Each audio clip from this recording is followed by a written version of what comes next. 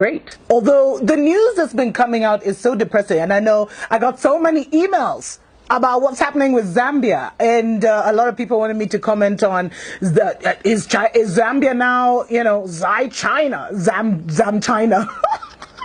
Actually, you guys, it's not even a funny story. Zambia is the first African nation to become a full Chinese colony, and we joke about some of these things, but what has happened is really, really tragic. And I warned you guys this is what was going to happen. But also this shows you that we're closer and closer to a major global war. Because I told you, the Europeans are not going to just sit back and let China take over Africa. Now, what has happened is that Zambia defaulted on a couple of loans. And so they lost their power company, Zesco, and that has been taken over by the Chinese. Their major national electricity company is now being run by China. Now, if that isn't even worse, they've also lost, a few months ago, they lost their Zambia Broadcasting Corporation. It's called the ZNBC. I think it's the Zambia National Broadcasting Corporation, which is now fully owned by China.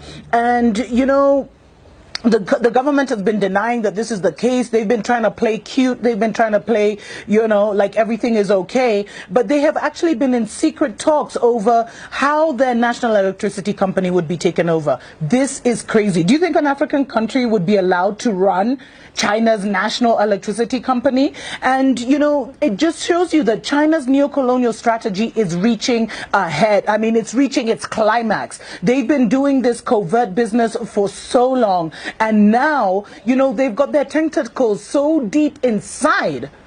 They've got their tentacles so deep inside that it's going to be hard for some countries to turn back. Now, what's happened is, their whole strategy is they encourage indebtedness. So, hey, they come with the money. They come with the money. They give you. Then they, once you default, they start to take over strategic assets because of failure of repayment. And you see, what China has done is they have studied countries that are corrupt. They have studied countries that, that are greedy, that have greedy leaders, which is most African nations. And that's why we find most African nations are in this situation.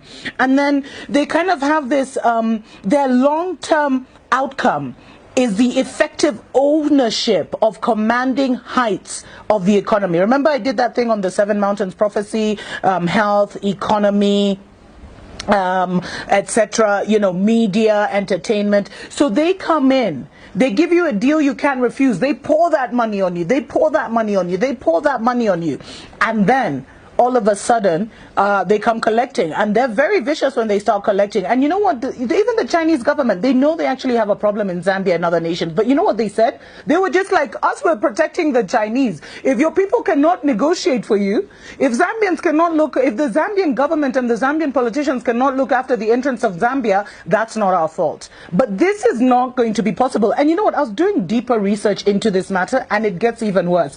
Now, Zambia's president was actually in China last week for the China-Africa summit, and I'll talk in the future about the $61 billion or $60 billion that the Chinese government allegedly gave to Africa with no strings. There ain't no free lunch.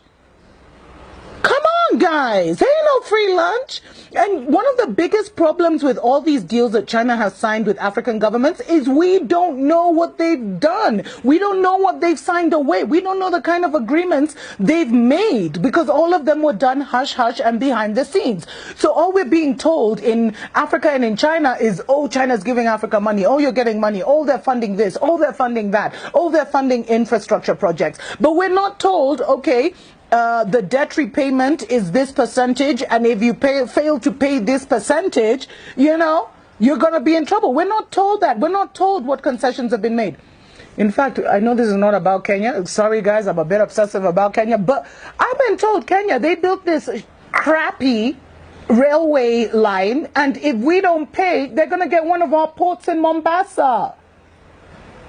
Anyway, that's just a story for another day. Now, this guy, so President Edgar Lungu, he visited Chinese companies while he was in China. Not only have you lost Zesco, the electricity company, you've lost your media company. He actually had the nerve Some of these guys, man, he actually had the nerve to go visiting Chinese companies, and he received a grant of a further $30 million for the Lusaka East Multi-Facility Economic Zone Electrification Project, whatever that means. And so these guys can give you like high blood pressure, man. It's crazy. And so President Edgar Lungu, he came to power basically Zambia signed an 8 billion when he came to power. Zambia signed an 8 billion Chinese loans in financing. Now, over 5 billion of this hasn't been added to the total. Now, that's what Zambia is claiming. They're claiming they haven't received 5 billion, or they haven't been able to account for $5 billion of the 8 billion. Although China says it was dispersed, it was released. And get this, the finance ministry doesn't even have the manpower to police and monitor and disburse the funds. And